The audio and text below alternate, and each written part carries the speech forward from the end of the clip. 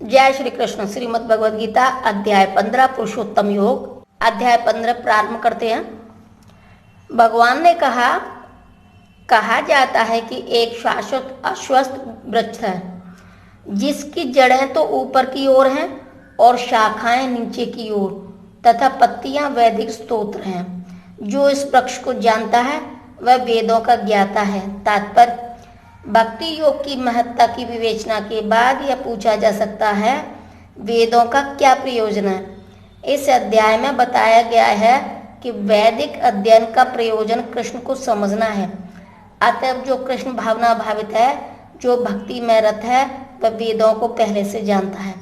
इस भौतिक जगत के बंधन की तुलना अश्वत्थ के वृक्ष से की गई है। जो व्यक्ति सकाम कर्मों में लगा है उसके लिए इस वृक्ष का कोई अंत नहीं है। वह एक शाखा से दूसरी में और दूसरी से तीसरी में घूमता रहता है। इस जगत रूपी वृक्ष का कोई अंत नहीं है और जो इस वृक्ष में आसक्त है उसकी मुक्ति की कोई संभावना नहीं है। वैदिक स्तोत्र तो आत्मोन्नति के लिए है। वे ही इस वृक्ष के पत्ते हैं।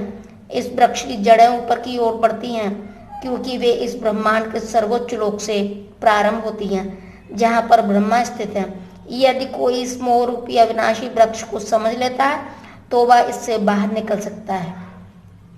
बाहर निकलने की इस विधि को जानना आवश्यक है। पिछले अध्यायों में बताया जा चुका है कि भवबंधन से निकलने की कई विधियां हैं। हम 13वें अध्याय तक ये देख चुके हैं कि भगवत भक्ति की सर्वोत्कृष्ट विधि है। भक्ति ही मूल सिद्धांत है। इस अध्याय के प्रारंभ में संसार में आसक्ति तोड़ने की विधि का वर्णन हुआ है। इस संसार की जड़ें ऊपर की ओर बढ़ती हैं। इसका अर्थ है कि ब्रह्मांड के सर्वोच्च लोक से पूर्ण भौतिक पदार्थ से प्रक्रिया शुरू होती है। वहां से सारे ब्रह्मांड का विस्तार होता है जिसमें अनेक लोक उसकी शाखाओं के रूप में होती हैं। इसके फल जीवों के कर्मों के फल हैं, अर्थात धर्म, अर्थ, काम तथा मोक्ष के द्योतक है। यद्यपि इस संसार में ऐसे वृक्ष का जिसकी शाखाएं नीचे की ओर हों तथा जड़ें ऊपर की ओर हों कोई अनुभव नहीं है, किंतु बात कुछ ऐसी ही है। ऐसा वृक्ष जलाशय के निकट पाया जा सकता है। हम देख सकते हैं कि जलाशय के तट पर उगे वृक्ष का प्रतिबिंब जल पर पड़ता है तो उसकी जड़ें ऊपर तथा शाखाएं नीचे की ओर दिखती हैं। दूसरे शब्दों में यह जगत रूपी वृक्ष आध्यात्मिक जगत रूपी वास्तविक वृक्ष का प्रतिबिंब मात्र है। इस आध्यात्मिक जगत का प्रतिबिंब हमारी इच्छाओं में स्थित है। इच्छा ही इस प्रतिबिंब भौतिक प्रकाश में वस्तुओं के स्थित होने का कारण है। जो व्यक्ति इस भौतिक जगत से बाहर निकलना चाहता है उसे वैश्लेषिक अध्ययन के माध्यम से इस वृक्ष को भली भांति जान लेना चाहिए। फिर वह इस वृक्ष से अपना संबंध विच्छेद कर सकता है। यह वृक्ष वास्तविक वृक्ष का प्रतिबिंब होने के कारण वास्तविक प्रतिरूप है। आध्यात्मिक जगत में सब कुछ है। ब्रह्मा को निर्विशेषवादी इस भौतिक वृक्ष का मूल मानते हैं और सांख्य दर्शन के अनुसार इसी मूल से पहले प्रकृति, पुरुष तथा तब 3 गुण निकलते हैं और फिर 5 स्थूल तत्व यानी कि पंच महाभूत, फिर 10 इंद्रियां यानी कि 10 इंद्रियां, मन आदि। इस प्रकार से सारे संसार को 24 तत्वों में विभाजित करते हैं। यदि ब्रह्मा समस्त अभिव्यक्तियों का केंद्र है तो एक प्रकार से यह भौतिक जगत 180 अंश गोलार्ध में है और दूसरे 180 अंश गोलार्ध में आध्यात्मिक जगत है। चूंकि यह भौतिक जगत उल्टा प्रतिबिंब है, अतः आध्यात्मिक जगत में भी इसी प्रकार की विविधता होनी चाहिए। प्रकृति परमेश्वर की बहिरंगा शक्ति और पुरुष साक्षात परमेश्वर है। इसकी व्याख्या भगवत गीता में हो चुकी है।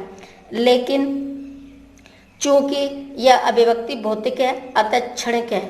प्रतिबिंब भी क्षणिक होता है क्योंकि कभी वह दिखता है और कभी नहीं दिखता, परंतु वह स्रोत जहाँ से यह प्रतिबिंब होता है शाश्वत है। वास्तविक वृक्ष के भौतिक प्रतिबिंब का विच्छेदन करना होता है। जब कोई कहता है कि अमुक व्यक्ति वेद जानता है तो इससे समझा जाता है कि वह इस जगत की आसक्ति से विच्छेद करना जानता है।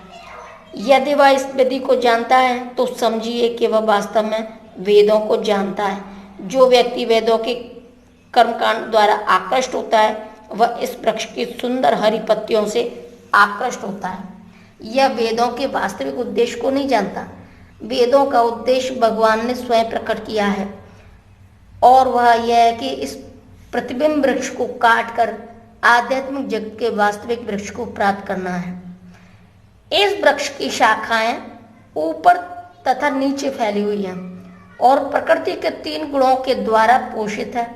इसकी टहनियां इंद्रिय विषय हैं। इस वृक्ष की जड़ें नीचे की ओर भी जाती हैं, जो मानव समाज के सकाम कर्मों से बंधी हुई हैं। तात्पर्य, अश्वत्थ वृक्ष का यहाँ और भी व्याख्या की गई है।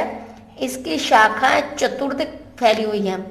निचले भाग में जीवों की विभिन्न योनियां हैं, यथा मनुष्य, पशु, घोड़े, गाय, कुत्ते, बिल्लियां आदि।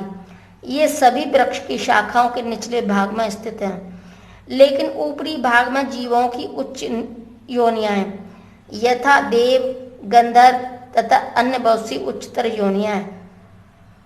जिस प्रकार सामान्य वृक्ष का पोषण जल से होता है, उसी प्रकार यह वृक्ष प्रकृति के 3 गुणों द्वारा पोषित है।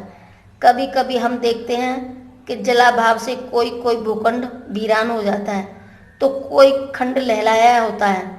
इसी प्रकार जहाँ प्रकृति के किन्हीं विशेष गुणों का आनुपातिक आधिक्य होता है, वहाँ उसी के अनुरूप जीवों की योनियां प्रकट होती हैं। वृक्ष की टहनियां इंद्रिय विषय हैं। विभिन्न गुणों के विकास से हम विभिन्न प्रकार की इंद्रियों का विकास करते हैं, और इन इंद्रियों के द्वारा हम विभिन्न इंद्रिय विषयों का भोग करते हैं। शाखाओं के सिरे इंद्रियां हैं, यथा कान, नाक, आंख आदि, जो विभिन्न इंद्रिय विषयों के भोग में आसक्त है।